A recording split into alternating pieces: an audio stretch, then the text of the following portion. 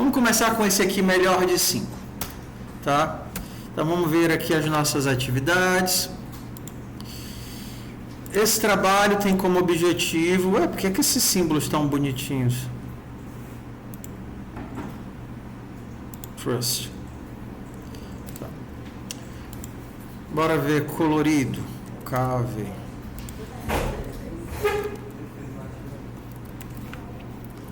Talento. As configurações de segurança. Essas configurações de segurança estão esbagaçando tudo.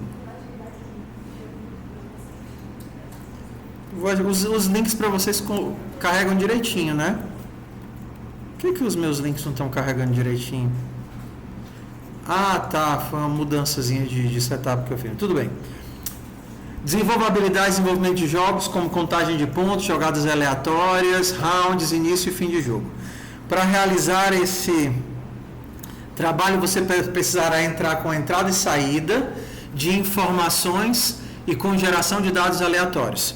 O jogo Pedra, Papel e Tesoura é jogado por 2 jogadores, em que ambos escolhem aleatoriamente as 3 opções. A sua jogada e exibem ao mesmo tempo vencendo aquele... Cara, que descrição horrível. Ainda bem que vocês entendem, tem que refazer, porque o negócio mal escrito. O jogo deverá ser entre um computador e o jogador, em que este deverá fazer suas jogadas aleatoriamente após a jogada do jogador, que então serão comparadas, informando quem venceu e incrementando a quantidade de vitórias. Então começa aqui, a pessoa escolhe pedra, você jogou pedra e o computador papel, e aí o PC ganhou. E aí você vai contando quem ganhou até terminar o jogo. Tá? Aí aqui tem várias variações. Então o que a gente tem que aprender a lidar com um joguinho desse? A gente vai ter que aprender a fazer código interativo. Então vou pegar aqui o meu código. A gente vai precisar de 2 coisinhas: aprender a gerar números aleatórios e aprender a lidar com o controle. Então, primeira coisa, vamos aprender como é que eu gero um número aleatoriamente.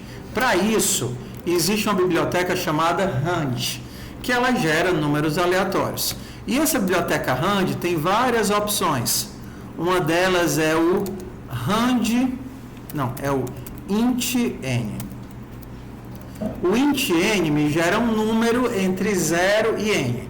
Então, se eu coloco int_n 5, valor rand int_n 5 e imprimo esse valor, toda vez que eu rodar esse código, ele vai gerar um número entre 0 e 4 e vai me dar esse número. Então, bora rodar esse negócio aqui.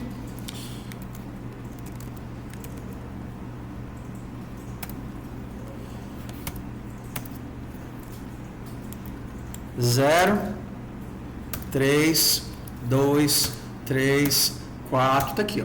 Tá sempre gerando um número entre 0 e 4. Então isso daqui permite que eu faça o meu computador jogar aleatoriamente. Então vamos imaginar que o 0, vamos fazer aqui uma modelagem. O 0 vai ser pedra, o 1 vai ser papel e o 2 vai ser tesoura. Para eu não ficar pensando em 0, 1 ou 2, eu posso criar variáveis para isso. Pedra, var, pedra vai ser quanto? 0. Papel vai ser 1 e tesoura vai ser 2. Como essas variáveis não vão mudar, pedra vai ser sempre 0, a gente tem uma forma de descrever uma variável que não varia. Parece contraditório, mas uma variável que não varia, a gente chama de constante. Então, uma constante é uma variável que não varia. É a mesma coisa que a variável, só que ela não muda, tá certo? E as regras de definir também são iguais. Qual é a diferença de uma constante para uma variável? Se eu tentar mudar o valor dela, pedra recebe 5. Ele vai dizer, ops, pedra não pode receber 5 porque pedra é uma constante. Então, uma constante é uma forma de definir coisas que eu quero deixar claro que não vão mudar. Uma outra regra para constantes é que se algo não muda, você muitas vezes pode definir ela como toda maiúscula para dizer que ela é uma constante. Pedra, papel e tesoura. Então, o que é que a gente aprendeu? Existe como gerar um número aleatoriamente e existem constantes, que são valores que não mudam, que ajudam a deixar o meu código mais legível. Tudo bem? Então, vamos lá. Como é que o jogo funciona? Você vai pensar em algo e a máquina vai pensar em outro algo. Mas vamos pensar aqui 2 jogadores jogando, tá certo? Quando você faz um código iterativo, você tem que guiar o jogador pelo que ele tem que inserir. Então, vamos pedir assim, fmt.println, digite 0 para pedra, 1 para papel e 2 para tesoura. Aqui seria, por exemplo, o jogador 1. Então, o jogador 1, digite 0 para pedra, 1 para papel e 2 para tesoura. Está aqui. Eu disse o que é que eu quero que o jogador 1 digite e agora eu tenho que ler essa informação. Então, eu vou chamar isso daqui de... criar aqui 2 variáveis, jogador 1 e jogador 2, são inteiros. E aí eu vou ler a primeira jogada. Scan de jogador 1. Só que eu preciso fazer a mesma coisa para o jogador 2. Jogador 2, digite 0 para pedra, 1, está faltando o i comercial, né? Porque se eu não colocar o i comercial, eu não leio. Então, lembra, toda vez que você for fazer um código, vá fazendo e rodando, para você ter noção de que o que você está construindo está fazendo sentido. O primeiro erro que pode acontecer é você passar 2 horas programando para rodar pela primeira vez. Não. Construiu, testa. Ué, será que eu li as coisas direito? Então, o que é que você vai fazer agora? Será que eu estou lendo as coisas direito? Então, deixa eu imprimir aqui jogador 1 e jogador 2, só para saber se eu estou lendo. Quando você for rodar o código, se você só dar o Enter nos testes, não vai aparecer nada, porque dar o Enter é rodar não interativo. Para executar, testar é eu aperto o T, eu aperto Enter. Para executar, ou aperto E ou aperto Backspace. Então, eu vou executar iterativamente. Vou clicar aqui e ele entra no modo de interação. Digite 0 para pedra, 1 para papel, 2 para tesoura. Eu vou de tesoura. Digite 0 para pedra, 1 para papel, 2 para tesoura. Eu vou de papel. Ops, está aqui, ó. Será que eu li as coisas certas? Li o 2 e li o 1, que foram as coisas que o usuário digitou. Lembra? Vai fazendo, vai rodando. Vai fazendo, vai rodando. Vai fazendo, vai rodando. Como é que eu sei quem ganhou agora? É a lógica do pedra, papel, tesoura. Como foi que vocês fizeram essa lógica naquele dia? Como é que eu sei que deu empate? Se o jogador 1 for igual a jogador 2, então eu tenho um empate. Qual é o próximo caso que a gente viu naquele dia? Qual o caso que o jogador 1 ganha? Se o jogador 1 for pedra, não é isso? E o jogador 2 for o quê? Tesoura. Ó, tá vendo como criar os nomes ajuda? Imagina se eu tivesse que ficar escrevendo se 1 é 0 e o 2 é 1, e se 1 é 2 e o 2 é... Ia ficar muito ruim de ler. Então, criar as variáveis e trabalhar com elas simplifica a minha vida. Ó. Então, se o 1 for pedra e o 2 for tesoura, o 1 ganha. Só que tem outro caso também, né? Qual é outro caso? E o 1, ou, né? Ou, se o 1 for... Quais são os 3 casos? Ou é pedra e tesoura, ou é papel e pedra, ou é tesoura e papel. Olha como é mais legível. Se isso acontecer, então quem ganhou? Println de jogador 1 ganhou. Se isso não acontecer, fmt.println, jogador 2 ganhou. Nossa lógica está finalizada. Para um jogador jogando com o outro. Aí a gente vai lá e testa. Se o primeiro jogar pedra e o segundo jogar papel, quem é que eu espero que ganhe? Jogador 2. Ok. Se o primeiro jogar tesoura e o 2 jogar pedra, jogador 2. Se o primeiro jogar tesoura e o segundo jogar papel, jogador 1. Vamos melhorar? Como é que eu faço para colocar esse númerozinho para ser digitado aqui do lado? Tá vendo o númerozinho aqui que eu estou digitando embaixo? Para ele ficar aqui do lado, basta que eu não quebre a linha na hora de dar a impressão. Se eu não quebrar a linha, como é que eu não quebro a linha? Tiro o LN, né? Se eu não quebrar a linha, o cursor vai ficar ali e eu digito do lado, vai ficar melhor. Tá vendo? Quero papel e o outro quer pedra. Então, jogador 2, jogador 1 ganha. É? Se o primeiro escolher o papel... Ah, sim, exatamente, o papel ganha da pedra. O papel ganha da pedra. Ó, então, assim, isso daqui é o base. É ler as variáveis e fazer a nossa lógica. Aí a gente pode melhorar isso de muitas formas. A gente pode colocar um loop aqui. Tá vendo aqui esse código?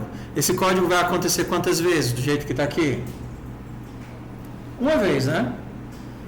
Se eu quisesse que eles jogassem até alguém ganhar 3 vezes, o que é que teria que se repetir? Isso tudo aqui. Escolher as opções, jogar e ter o resultado. Escolher as opções, jogar e ter o resultado. Se eu quero contar quantas vezes alguém ganhou, eu preciso de uma variável. Tudo que precisa ser anotado é uma variável. Então eu poderia colocar aqui variável, as vitórias do jogador 1 e as vitórias do jogador 2. Ambos começam com 0. Tudo isso daqui agora é o jogo, tá vendo? Escolher se eu quero fazer com que isso aconteça várias vezes, isso tem que estar dentro de quê? De um for. Então vamos fazer aqui um for para pegar isso tudinho. Pronto, tá vendo agora? Tudo isso daqui está dentro de um laço. Quando é que o jogo acaba? Vamos fazer melhor de 3? Quando é que o jogo acaba? Quando o primeiro ganhar 3 vezes ou quando o segundo ganhar 3 vezes. Então, eu tenho que colocar esse ponto de parada em algum lugar.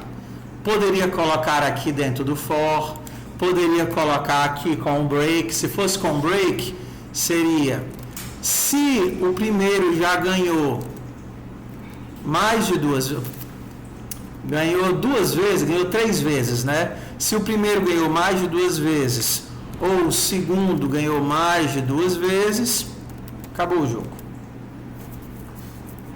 Só que agora eu tenho que ficar anotando quem foi que ganhou. Onde é que eu sei quem foi que ganhou? Aqui embaixo, né? Então, se o jogador 1 ganhou, a quantidade de vitórias do jogador 1 aumenta. Se o jogador 2 ganhou, a quantidade de vitórias do jogador 2 aumenta. Aí aqui eu poderia imprimir, né, o placar. fmt.println. Quem é o meu placar? Meu placar é vitórias do jogador 1, vitórias do 1, vitórias do 2, vitórias do 2. Então aqui está o meu placar. Na teoria, assim que alguém chegar em 3, o jogo acaba. O que eu estou dizendo aqui? Se a quantidade de vitórias do 2 do jogador 1 for 3, ou se a quantidade de vitórias desse cara for 3, eu saio do laço. Isso é equivalente a dizer que eu continuo no laço enquanto a quantidade de vitórias do 1 for menor do que 2, menor do que 3, e a quantidade de vitórias do 2 for menor do que 3. Mesma construção, só que ao contrário. Ou então, poderia negar. Tem várias formas de a gente dizer a mesma coisa. Vamos testar aqui. Deixa eu fazer só duas. Quem ganhar primeiro 2 vezes, leva. Cada um ganhou nada. O primeiro escolheu pedra, o segundo escolheu pedra. Ainda empate. Aí agora, o primeiro escolheu pedra e o segundo escolheu tesoura. Quem ganha? Jogador 1. Beleza. Agora, o jogador 1 escolheu papel e o segundo escolheu tesoura. Tá 1 a 1. Agora o jogador 1 escolheu papel e o jogador 2 escolheu pedra. Quem é que vai ganhar? Papel ganha de pedra. O jogador 1 ganhou. Acabou o jogo, porque o loop acabou. Mas não ficou faltando aquela mensagenzinha, né? Mensagenzinha no final de... mensagenzinha no final. Se vitórias do 1 for maior do que vitórias do 2, fmt.println jogador 1 ganhou a partida. Senão, jogador 2 ganhou a partida. Então, programa iterativo, ele vai ter esse processo de construção em pedacinhos. Você cria uma funcionalidadezinha, testa de novo. Cria outra funcionalidadezinha, testa de novo. Cria outra funcionalidadezinha, testa de novo. E aí você poderia expandir isso para muitas coisas. Mas é sempre assim. Funcionalidade, retorno. Então, vamos lá. Pedra com tesoura. Jogador 1. Pedra com tesoura com papel. Jogador 1 ganhou 2 vezes e ele ganhou a partida, certo? Só que você tem que imaginar que o seu usuário, para a gente terminar, ele é a criatura mais safada que existe. O usuário nunca vai colaborar com o programa. Então ele vai fazer coisas assim: pedra, papel, tesoura. 5! Ei! Meu Deus. 5 e banana. Acabou o jogo. Ei! Ué, por que deu tudo errado aqui? Primeiro porque ele aceitou o 5, né? Já esculhambou tudo quando ele aceitou o 5 aqui. E depois que banana não é uma coisa, não é um número. Então aqui a gente tem 2 problemas. Quando você faz um código para interagir com o usuário, diferente de quando você está trabalhando com os testes, o usuário ele vai escrever e ter comportamentos que você não gostaria que ele tivesse. Você vai ter que fazer um tratamento de dados do que o usuário está fazendo. Programando para os testes sempre vão mandar os dados direitinho, mas para o usuário não. A gente vai ter que ficar validando se ele está fazendo algo válido. Primeira coisa, a gente teria que entender o que acontece quando eu peço um número e ele escreve um texto. O que ele faz? Isso e aí vai variar de linguagem para linguagem. Vamos pensar no Go, o que é que ele faz? Ele consome toda vez que eu digito algo, o texto que eu digito, o enter que eu dou, é copiado para dentro de um espaço de transferência de dados. Esse espaço de transferência de dados, que é um meio termo entre os meus dedinhos que digitam e o programa que consome, a gente chama esse negócio de buffer de entrada e saída. Então, toda vez que eu disser, tá no buffer, foi para o buffer, é que eu digitei, dei o enter, o texto que eu digitei e o enter foi para esse espaço intermediário de memória para ser consumido pelo meu programa. Beleza? Então, digitei e dei o enter. Isso foi para o buffer. Aí o Go ele pega, ops, eu quero um inteiro.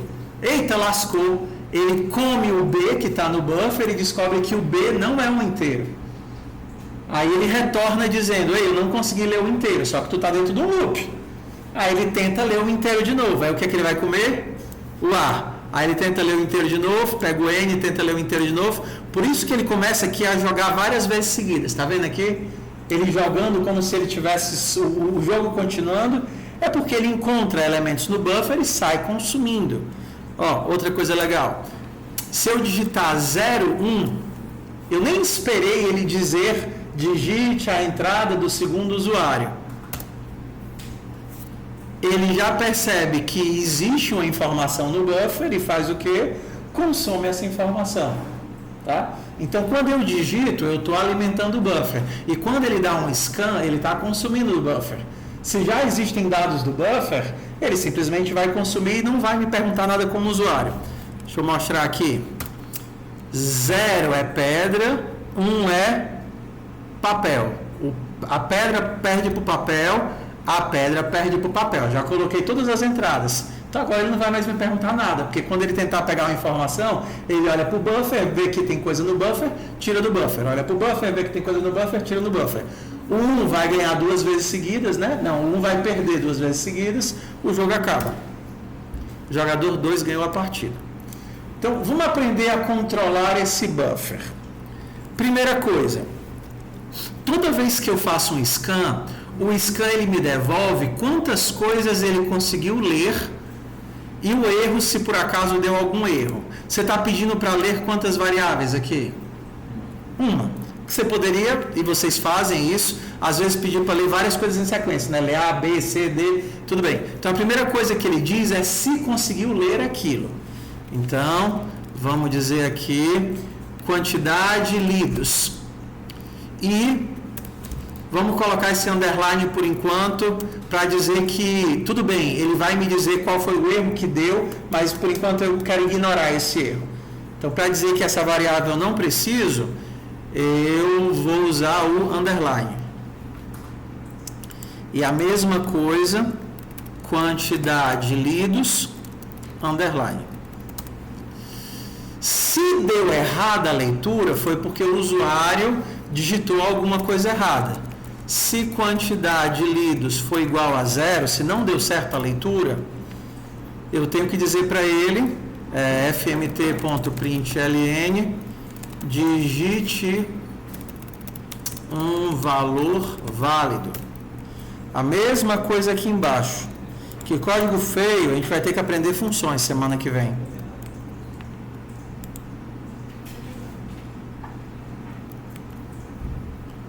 Ah, tá. Aqui eu estou criando quantidade de lidos, então eu preciso desses 2 pontos. Mas aqui ele já tem, não existe. Então aqui eu já resolvi um pedaço do problema. Se a pessoa não digitar uma coisa válida, ele só vai me pedir para digitar um valor válido. Eu vi se eu conseguir fazer a leitura, e aí se eu não conseguir, eu reclamei com a pessoa. Então, ele digitou um B, digite um valor válido. Ok? Só que, olha a desgraça, só que como eu não consegui ler, ele ignorou e foi para o 2. O que eu queria de fato era prender o usuário aqui, tá vendo que ele está aqui? Eu queria prender ele aqui até ele digitar uma coisa que prestasse. Eu não quero que ele digite uma opção, então eu não quero deixar ele seguir direto. Se eu quero manter alguma coisa preso, o que é que eu vou usar? Um loop. Ou manter o safado preso aqui. Outro for. Vou manter a criatura presa. Digite um valor válido. Se não, é porque ele digitou certo. Como é que eu saio desse loop? Como é que eu saio de um loop? Break. Vamos olhar aqui para essa construção. O que é que isso daqui está dizendo? Continue fazendo isso daqui. Fazer o quê? Perguntar a opção do jogador 1, ler o que ele digitou, ver se ele digitou algo válido. Se ele tiver digitado algo válido, por exemplo, poderia escrever assim, se for mais fácil.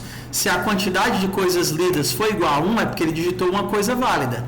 Se não, se ele digitou algo válido, ok, eu saio desse loop aqui de leitura. Se não, eu mando ele digitar um valor válido e volto para o começo. Agora esse cara está preso aqui até digitar um valor válido. Vamos fazer a mesma coisa aqui para o outro. Vou prender o jogador 2 aqui. O jogador 2 vai fazer o quê? Eu pergunto para ele qual é a opção dele. Se por acaso ele digitar uma coisa válida, eu saio, dou um break. Se ele não digitar uma coisa válida, eu digo digite um valor válido. Eu nem preciso desse else aqui, porque se eu sair daqui no break, ele nunca vai chegar nesse pedaço de código. Vamos lá. Eu sei que as coisas estão expandindo, mas vamos pensar na lógica. O que é que esse for aqui de fora faz? Bora comigo. O que é que esse for aqui de fora faz? Para que é que ele serve? Para manter os dois jogando até que alguém ganhe duas vezes. Esse for daqui faz isso. E o que é que esse for daqui de dentro faz?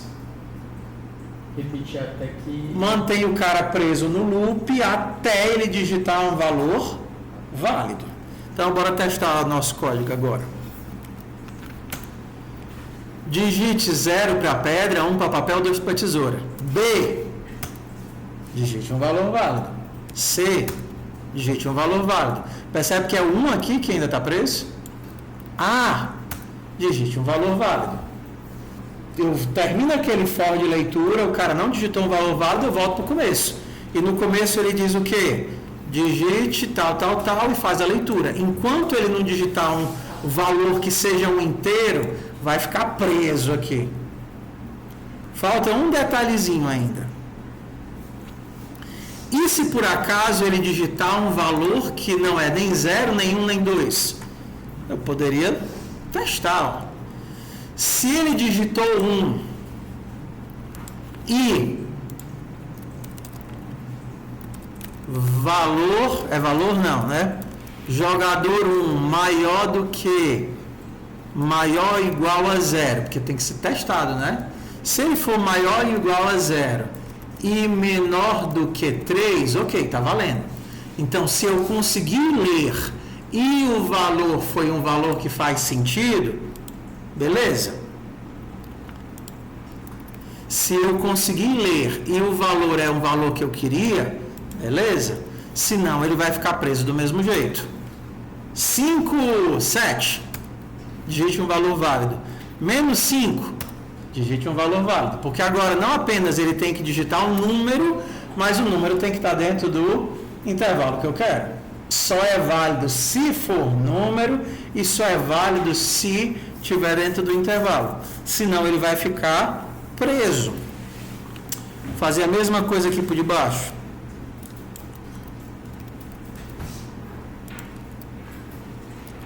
Jogador 2. 5, 3, 1.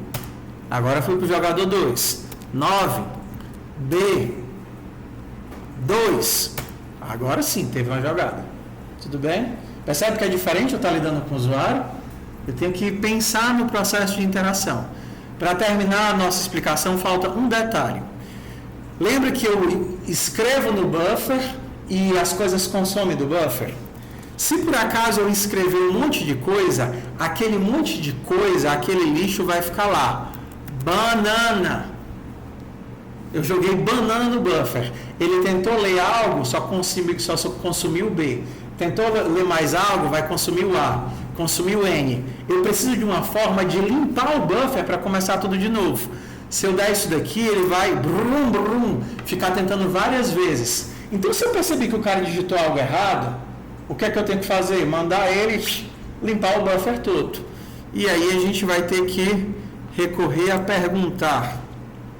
Que eu esqueci como faz.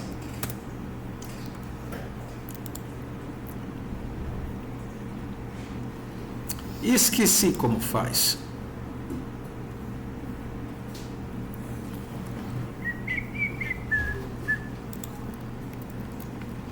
Estou fazendo um código interativo em Golang, usando fmt.scan. O usuário digitou algo errado e eu quero limpar o buffer de entrada. O que é o conceito aqui? Existe um buffer de comunicação de entrada e saída, você mandou informação para esse buffer, você já sabe que o usuário digitou algo errado, você quer limpar o buffer todo, porque aí na hora que a próxima leitura for ser feita, não vai ter nada no buffer, o usuário vai ter que digitar de novo. Vamos ver o que é que ele me diz. Como é que eu faço isso? Blá, blá, blá, blá, blá, blá, blá. Blá, blá, blá, blá, blá, blá, blá. Ele quer que... Pronto. Ele quer que eu faça o quê?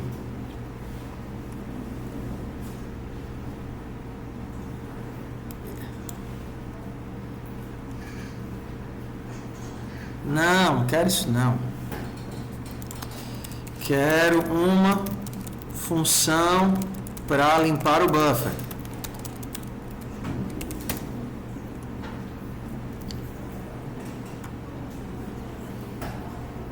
Égua, que coisa feia. Por isso que nem sempre o GPT ajuda. Uma função sem parâmetros.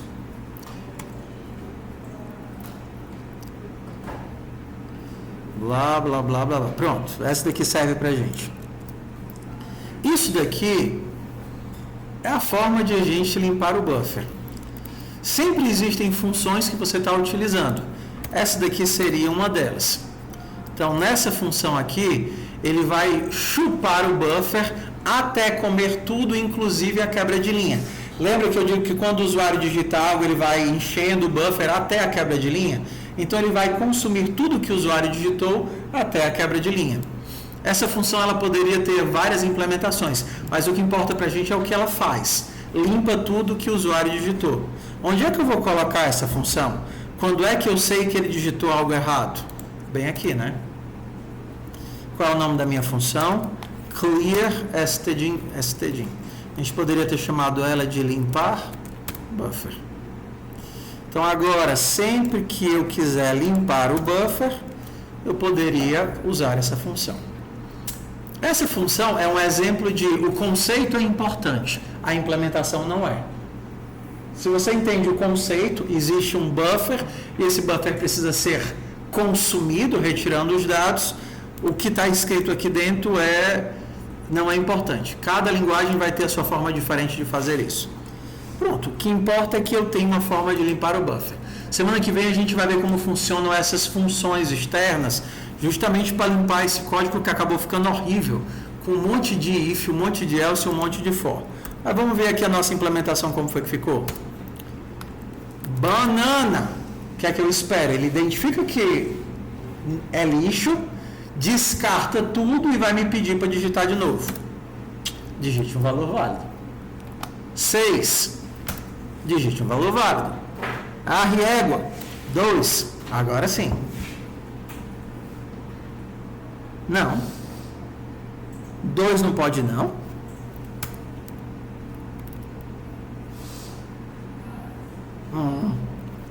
Uva. 2. Peraí. Vamos de novo.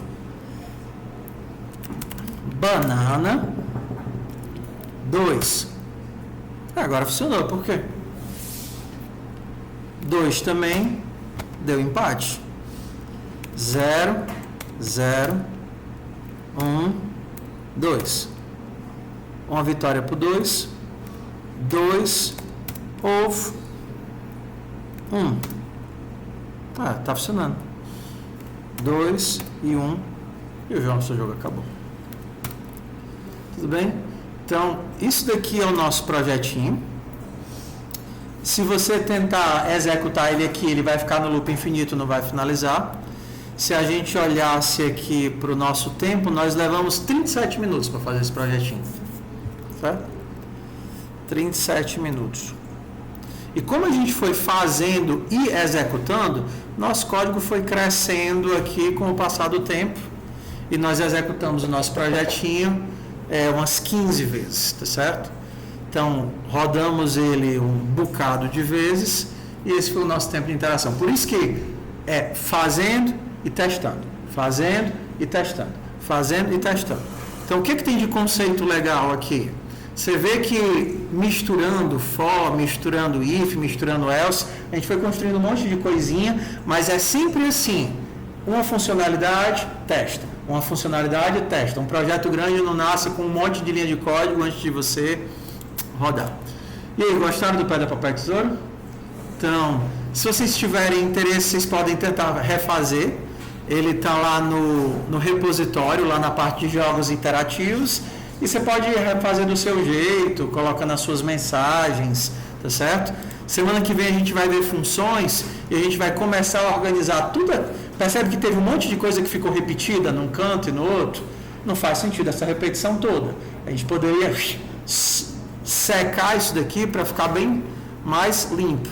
O que isso daqui faz? Isso daqui faz ler um número. Podia tirar isso daqui e aí teria ler um número, ficaria muito melhor, tá? 3h30, nosso horário acabou. Tu conseguiu fazer a chamada, Hannah?